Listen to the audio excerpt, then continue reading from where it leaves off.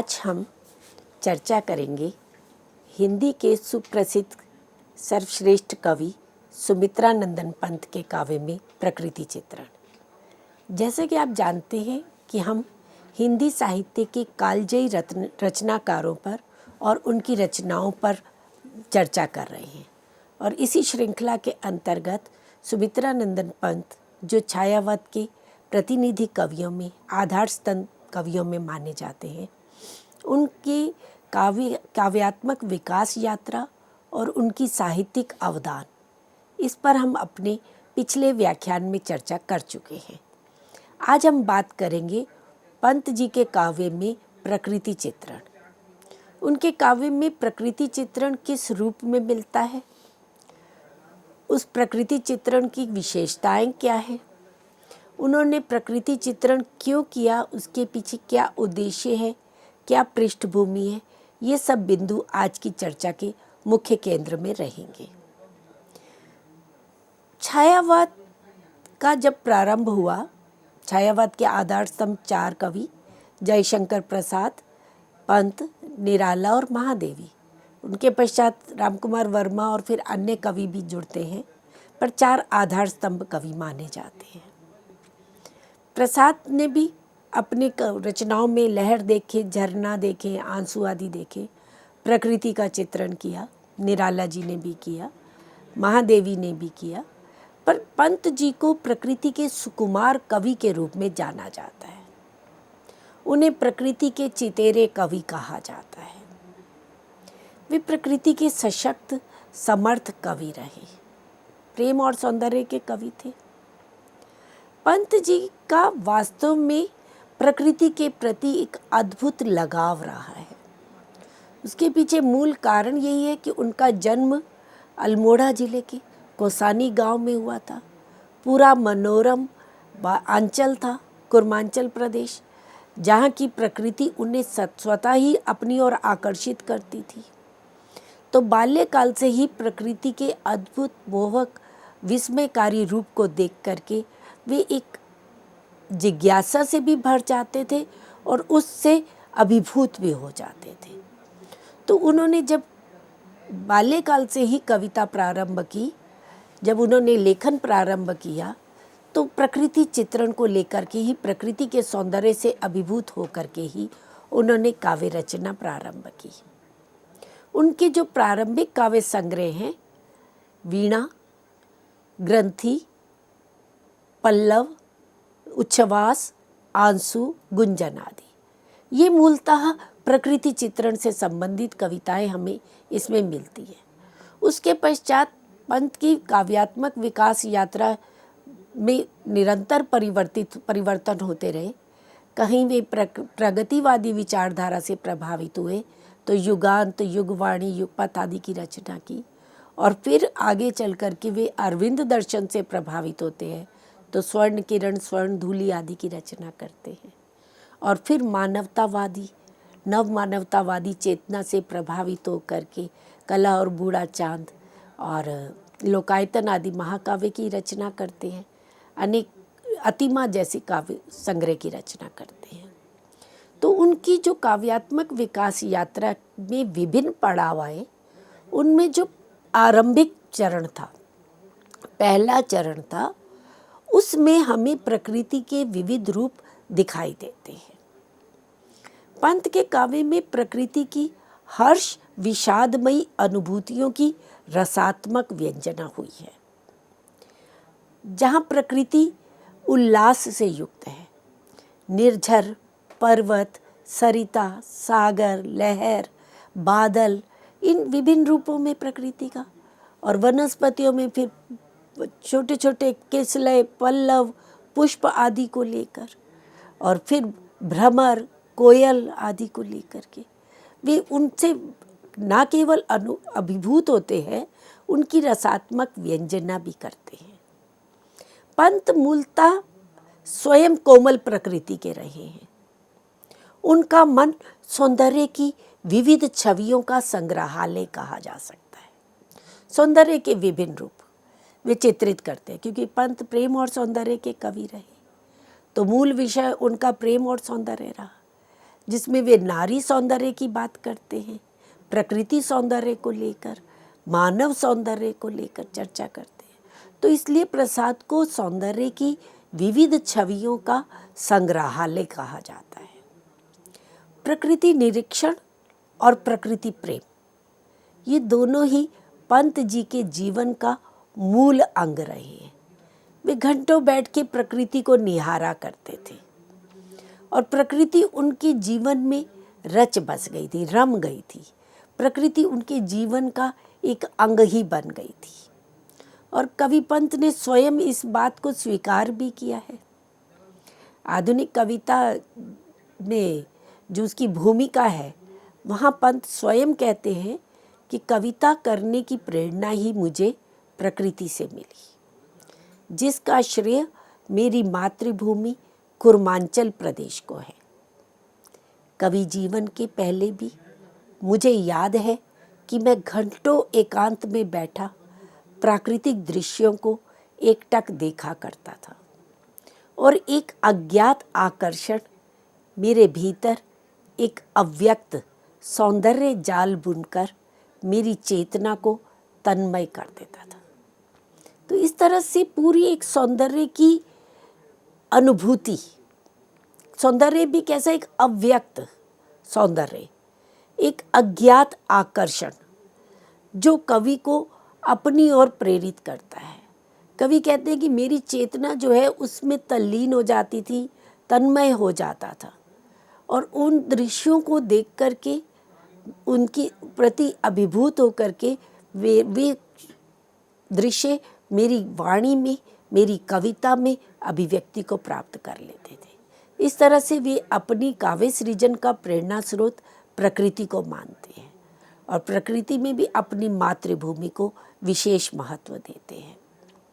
वे प्रकृति में विभिन्न रूप देखते हैं, माँ का रूप, पिता का रूप, प्रेयसी रूपसी का रूप, और प्रकृति को सुख दुखमयी अवस्था के रूप में, एक रहस्यमयी अज्ञात सत्ता के रूप में।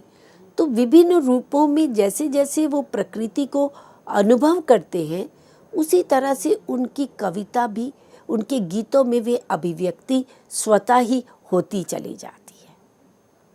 कहीं पर कोई कृत्रिमता का लेश मात्र नहीं है।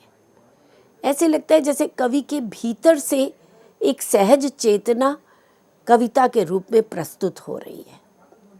प्रकृति की सुकुमारता, उसकी कोमलता, उसके नैसर्गिक सौंदर्य का बहुत ही सुंदर निरूपण पंत करते हैं और उसको पढ़कर के पाठक स्वयं ही उसके प्रति आकर्षित हो जाता है, पाठक भी उसमें तल्लीन हो जाता है।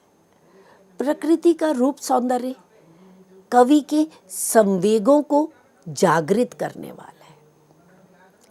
बाल्यकाल से ही प्रकृति से प्रभावित रहे हैं। प्रकृति में कोमल कोमल किसलयों का, पल्लव का, फूलों का सौंदर्य, पर्वतों का, नदियों का, लहरों का सौंदर्य, ये कवि के भीतर विभिन्न भावनाओं को, विभिन्न संवेगों को जागृत करता है और फिर वे गीत रूप में प्रकट होते हैं। तभी पंत जी कहते हैं कि रूप का खिलता हुआ उभार, मधुर मधु का व्यापार, चुभे उर में सौ सौ मृदुशूल, खुले उत्सुक दृग द्वार। कि वे जो रूप है, प्रकृति का रूप है, प्रकृति का जो सौंदर्य है, कैसा सौंदर्य, खिला हुआ सौंदर्य, मधुर मधु से युक्त जो प्रकृति के विभिन्न क्रिया व्यापार है, वे कवि को कहीं, कवि की संवेदनाओं को, कवि के संवेगों को जागृत करते हैं। और फिर क्या हो जाता है, खुले उत्सुक दृग द्वार, और इस तरह से उत्सुकता से अभिभूत होकर उनके वाणी से कविता, गीत फूट पड़ते हैं। और पंत का प्रकृति के साथ एक रागात्मक संबंध रहा है। वे स्वयं को प्रकृति से इतना अधिक अभिन्न रूप में जुड़ा हुआ अनुभव करते हैं कि उन्हें प्रकृति के एक एक क्षण में सौंदर्य दिखाई देता है और वह प्रकृति का सौंदर्य उनकी कल्पना का आश्रय पा करके और अधिक निखर उठता है। वीणा जो उनका पहला काव्य संग्रह रहा, जो छायावादी काल में लिखा गया, उसमें पंत जी स्वयं स्वीकार करते हैं कि वीणा काल में मैंने प्रकृति की छोटी छोटी वस्तुओं को अपनी कल्पना की तूलिका में रंगकर काव्य की सामग्री इकट्ठी की है। तो प्रकृति के छोटे छोटे कण को किस रूप में? अपनी अतिशय कल्पना के द्वारा उसे कल्पना की तूलिका से रंग करके कविता के रूप में, गीतों के रूप में वे प्रस्तुत करते चले जाते हैं। कवि ने प्रकृति को माँ मेरी जीवन का हार कहकर संबोधित किया है, क्योंकि जब पंत जी का जन्म हुआ था, जन्म के होते ही उनकी माता जी की मृत्यु हो गई थी। तो प्रकृति की अंचल में ही वे बड़े हुए। उनका शैशव, उनका बाल्यकाल, उनका यौवन प्रकृति के प्रांगण में ही बीता। तो वे प्रकृति को अपनी माँ, अपनी धात्री समझते थे और इसीलिए वे उसे माँ मेरी जीवन का हार कहते हैं कि माँ से बढ़कर रही धात्री, तू बचपन में मेरे हित, धात्री कथा रूपक भर, तूने किया जनक बन पोषण, मातृहीन बालक के सिर पर वरद हस्त धर गोपन। तो वो प्रकृति में अपनी माँ का ही छवि भी देखते हैं और पिता की छवि भी देखते हैं। तूने किया जनक बन पोषण, कि पिता बनकर तुमने मेरा पोषण किया और मैं तो मातृहीन रहा, पैदा होते ही माता की मृत्यु हो गई, तो मेरे सिर पर प्रकृति का ही वरद हस्त रहा। कैसे रहा? गोपन, एक छुपा हुआ रहस्य रूप में, जो प्रत्यक्ष रूप में दिखाई नहीं देता, अप्रत्यक्ष रूप में प्रकृति का वरद हस्त पंत जी अपने ऊपर सदैव अनुभूत करते हैं। उन्हें ऐसी अनुभूति होती है कि प्रकृति का वरद हस्त उनके सिर पर है और इसीलिए वे प्रकृति के प्रति एक रागात्मक संबंध रखते हैं। पंत ने प्रकृति को सजीव, सचेतन रूप में चित्रित किया है। यद्यपि प्रकृति, आज यही माना जाता है, विज्ञान ने भी सिद्ध कर दिया है कि प्रकृति जड़ नहीं है, प्रकृति में चेतना है। वृक्षों को हम देखते हैं, फूलों फलों को देखते हैं, तो प्रकृति में भी संवेदनाएं होती हैं।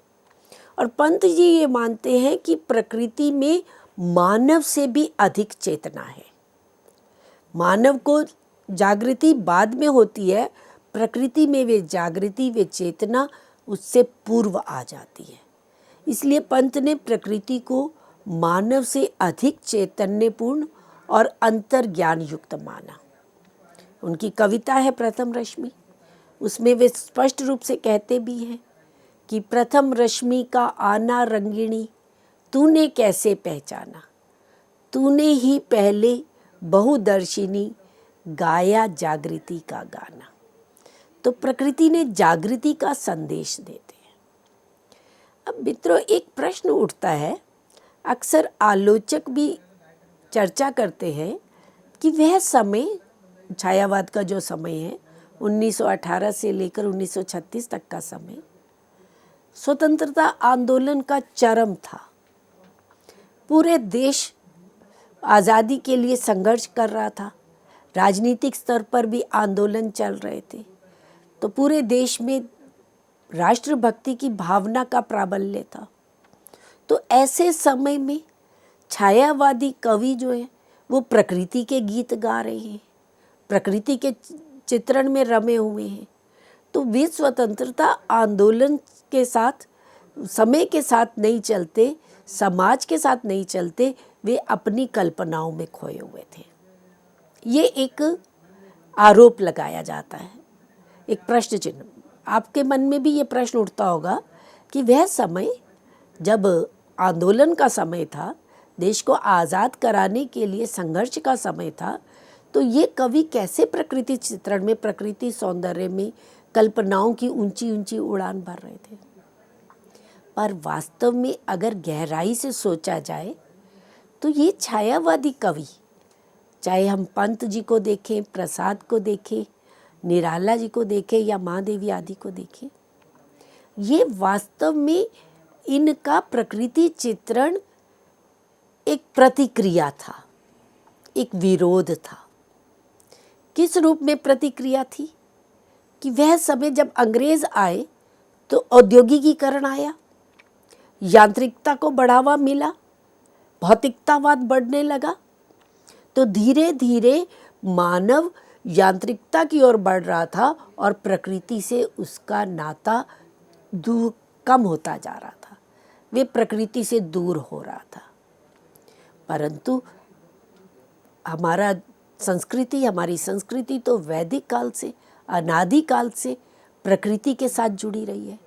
प्रकृति तो मानव की चिर सहचरी रही है, और जब जब हम प्रकृति से दूर हुए हैं तो प्रकृति का प्रकोप भी सहन करना पड़ा। और आज वर्तमान में तो स्थिति और भी अधिक भयावह हो चुकी है। इतना अधिक प्रदूषण हो रहा है, पर्यावरण दूषित हो रहा है। आज फिर यही चर्चा की जा रही है कि मुड़ो गांव की ओर, मुड़ो प्रकृति की ओर। तो प्रकृति अपने वृक्ष लगाओ, अधिक से अधिक वृक्ष लगाओ। प्रकृति बचेगी तो हम बचेंगे, मानव बचेगा।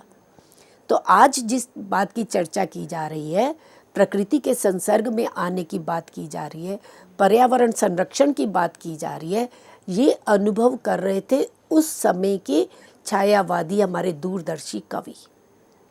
जब उन्होंने पहले ही भांप लिया था कि जैसे जैसे यांत्रिकता की हम बढ़ रहे हैं, प्रकृति से दूर हो रहे हैं, तो ये प्रकृति से दूर होना मानव के लिए हानिकारक रहेगा। तो इसी प्रतिक्रिया स्वरूप, इस यांत्रिकता के, इस भौतिकतावाद के, औद्योगिकीकरण के प्रतिक्रिया स्वरूप ही सभी कवि प्रकृति से जुड़ते हैं, प्रकृति के विविध रूपों की चर्चा करते हैं।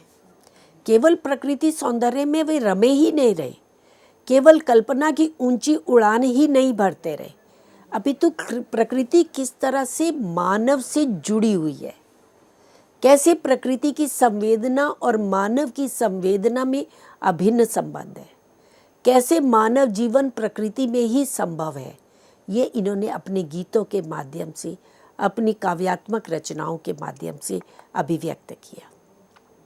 प्रकृति मानव की सहचरी रही है। पंत प्रकृति के समक्ष नारी के रूप वैभव को भी त्यागने के लिए तत्पर रहे हैं, क्योंकि एक और नारी सौंदर्य है और दूसरी ओर प्रकृति सौंदर्य है। तो प्रकृति सौंदर्य की जो नैसर्गिकता है, प्राकृतिक सौंदर्य की जो चेतना है, वे पंत जी को अधिक आकर्षित करती है, और इसीलिए वे उसके समक्ष नारी के रूप वैभव को तुच्छ मानते हैं।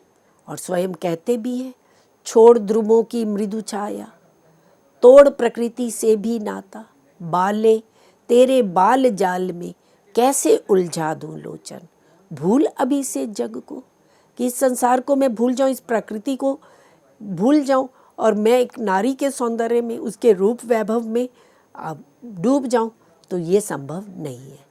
तो द्रुमों की वृक्षों की मृदु छाया को छोड़ करके, प्रकृति से अपने एक रागात्मक संबंध को छोड़ करके मैं तुच्छ नारी सौंदर्य में लीन हो जाऊं, तो ये संभव नहीं है। तो इसीलिए वे प्रकृति में विविध रूपों को देखते हैं। कवि के लिए प्रकृति मात्र उत्सव स्थल नहीं है, वह उनकी अध्ययनशाला है। प्रकृति के सौंदर्य से ही कवि ऊर्जा ग्रहण करता है और रस प्राप्त करता है। हे सखी, इस पावन अंचल से मुझको भी निज मुख ढूंढकर अपनी विस्मृत सुखद गोद में सोने दो सुख से क्षण भर। तो प्रकृति का आंचल कैसा है? पावन, पवित्र आंचल है। और जो प्रकृति के आंचल में जाता है, जो प्रकृति की शरण में जाता है, तो उसे सुख की, उसे आनंद की, पावनता की अनुभूति होती है। और वह अनुभूति जिसे वे विस्मृत कर चुका है, तो अपनी विस्मृत सुखद गोद में सोने दो सुख से क्षण भर। सोने दो सुख से मतलब उनकी ऊर्जा को प्राप्त करना चाह रहे हैं, प्रकृति से रस को प्राप्त करना चाहते हैं कवि, और इसलिए प्रकृति को कभी वे धात्री कह के संबोधित करते हैं, कभी सखी कह के संबोधित करते हैं, कभी प्रेयसी कहकर के रूपसी कहकर संबोधित करते हैं। तो प्रकृति के साथ उनका एक संवेदना के स्थल पर संबंध रहा है। और पंत जी प्रकृति सौंदर्य में नए नए अर्थ, नई नई सार्थकता खोजने का प्रयास करते हैं। वे प्रकृति के एक और कोमलता का, उसकी सुकुमारता का चित्रण करते हैं। अज्ञात सत्ता को प्रकृति के कण कण में अनुभव करते हैं। वहीं बड़े से बड़े जीव से लेकर छोटे से छोटा जीव सब प्रकृति में ही अपनी सार्थकता को प्राप्त करता है। इसीलिए प्रकृति सौंदर्य में पंत जी नया अर्थ ढूंढते हैं। एक चींटी जैसा एक छोटा सा प्राणी, वह भी प्रकृति में अपना आश्रय प्राप्त करता है, अपने अस्तित्व को प्राप्त करता है। क्योंकि पंत जी पहले छायावादी कविता करते हैं और धीरे धीरे उनका झुकाव सामाजिक चेतना की ओर, मार्क्सवाद के साम्यवाद की ओर होता है। और वे कहते हैं चींटी है प्राणी सामाजिक, कि छोटे से छोटा जीव भी है, उसकी भी समाज में अपनी इयत्ता है, उसकी अपनी सत्ता है। वह श्रमजीवी, वह सुनागरिक, विचरण करती श्रम में तन्मय, वह जीवन की चिनगी अक्षय। जो श्रमजीवी हैं, जो मजदूर आदि हैं, जो किसान हैं, जिनका शोषण हो रहा था, तो उनके प्रति एक सहानुभूति का भाव रखते हुए चींटी के साथ श्रमजीवी की तुलना करते हैं कि वे भी जैसे चींटी श्रम करने में निरंतर तन्मय रहती है, ऐसे ही जो श्रमजीवी वर्ग है वह भी अपना श्रम में निरंतर चींटी निरंतर श्रम करती है और अंततः सफल होती है। बार बार दीवार पर चढ़ने का प्रयास करती है, बार बार अपने लक्ष्य की ओर बढ़ती है, गिरती है, संभलती है, फिर चढ़ती है, आगे बढ़ती है। तो इसी तरह से जो श्रमजीवी वर्ग है वह भी निरंतर संघर्ष में रत रहता हुआ अपने मंजिल की ओर, अपने लक्ष्य की ओर आगे बढ़ता है। इस चहचहाते पक्षियों की आवाज़ों और भारी पैरों से उदास मन लौटते हुए श्रमजीवियों की विषम स्थिति की व्यंजना पंत जी ने बड़े ही सजीव शब्दों में की है। उनकी रचना जो युगपथ है, मैंने बताया ना, युगांत, युगपंथ, युगवाणी, ये उनकी साम्यवाद पर आधारित रचनाएं रही। प्रकृति चित्रण यद्यपि मुख्य रूप से छायावादी दौर में लिखे गए उनके जो प्रारंभिक काव्य हैं उनमें रहा है, पर प्रकृति का जो सौंदर्य है वे प्रत्यक्ष अप्रत्यक्ष रूप में उनकी अंतिम रचना अतिमा तक दिखाई देता है। चाहे हम उनके लोकायतन महाकाव्य को देखें, कला और बूढ़ा चांद को देखें, या अंतश्चेतनावादी जो उनकी रचनाएं स्वर्ण किरण आदि थी, उनमें भी प्रकृति कहीं ना कहीं हमें दिखाई देती है। तो युगपथ जो उनकी साम्यवाद पर आधारित रचना है, वहाँ भी वे चहचहाते पक्षियों के साथ श्रमजीवियों की तुलना करते हैं। जैसे पक्षी संध्या होती है और वे अपने अपने घोंसलों को लौट करके आते हैं, उसी तरह से श्रमजीवी वर्ग निरंतर संघर्ष करता है, पूरा दिन कष्ट श्रम करता है और शाम को भारी पैरों से उदास मन कैसे लौटता हुआ आता है, उसकी उस विषम स्थिति का बड़ा ही भावपूर्ण चित्रण पंत जी इन पंक्तियों में करते हैं। वे कहते हैं बांसों का झुरमुट, संध्या का झुरमुट है, चहक रही चिड़ियाँ टीवी टी टुट टुट, कुछ श्रमजीवी धर डगमग डग, मानती है जीवन भारी पग। तो संध्या काल का वातावरण और श्रमजीवियों के लिए किस तरह से वो विषम स्थिति को लाने वाला है, और पक्षियों की चहचहाहट किस तरह से उन श्रमजीवियों के भावों को प्रकट करती है। तो इस तरह से प्रकृति के विविध रूपों का चित्रण पंत जी अपनी रचनाओं में निरंतर करते चले जा रहे हैं। अब मित्रों बात करें तो प्रकृति चित्रण हमारे भारतीय संस्कृति में, भारतीय साहित्य में प्रारंभ से, अनादिकाल से ही रहा है। मानव आदिकाल से ही प्रकृति की गोद में पला बड़ा है, प्रकृति उसके सहचरी रही है। तो आदि कवि वाल्मीकि से प्रारंभ करें, उन्होंने भी जब रामायण की रचना की तो वहाँ प्रकृति का चित्रण करते हैं। वहाँ तो पूरे आर्यावर्त का, तब भारत नाम नहीं था, आर्यावर्त नाम था, तो आर्यावर्त के सौंदर्य में पूरे प्राकृतिक सौंदर्य का, पूरे भूगोल का चित्रण करते हैं। जब सीता हरण हो जाता है और उसके पश्चात राम उनको ढूंढते हुए वन वन भटकते हैं, सुग्रीव आदि उनकी जिस तरह से सहायता करते हैं, तो वहाँ प्राकृतिक सौंदर्य का अद्भुत चित्रण वाल्मीकि करते हैं आलंबन के रूप में, स्वतंत्र रूप में। पंपा सरोवर का वर्णन विशेष रूप से महत्वपूर्ण है। उसके पश्चात हम कालिदास का देखते हैं। कालिदास ने मेघदूत की, ऋतु संहार की रचना की। हम भारवी, भावभूति आदि की रचनाएं देखते हैं। इन सभी कवियों ने आलंबन रूप में प्रकृति का चित्रण किया। और फिर परवर्ती काल में हिंदी साहित्य में हम देखें तो आदिकाल, भक्ति काल में प्रकृति चित्रण कम मिलता है। वहाँ प्रकृति आई है तो उद्दीपन के रूप में आई है, एक साधन के रूप में आई है, साध्य के रूप में नहीं आई। आलंबन होता है प्रकृति का यथा तथ्य चित्रण, जैसा प्रकृति है उसका स्वतंत्र रूप से वैसा ही चित्रण वो साध्य रूप में है। लहर के सौंदर्य का चित्रण, मेघों के सौंदर्य का चित्रण, वर्षा ऋतु, ऋतुओं के सौंदर्य का चित्रण जब स्वतंत्र रूप से किया जाता है तो वे आलंबन रूप में प्रकृति चित्रण कहलाता है। काव्य शास्त्र में आलंबन रूप में प्रकृति का चित्रण कहा गया। और रीति काल में, हम भक्ति काल में भी हम देखें, जायसी का पद्मावत देखते हैं या सूफी काव्य और देखते हैं, कुतुबन की मृगावती आदि, वहाँ प्रकृति आलंबन रूप में नहीं है, उद्दीपन रूप में है।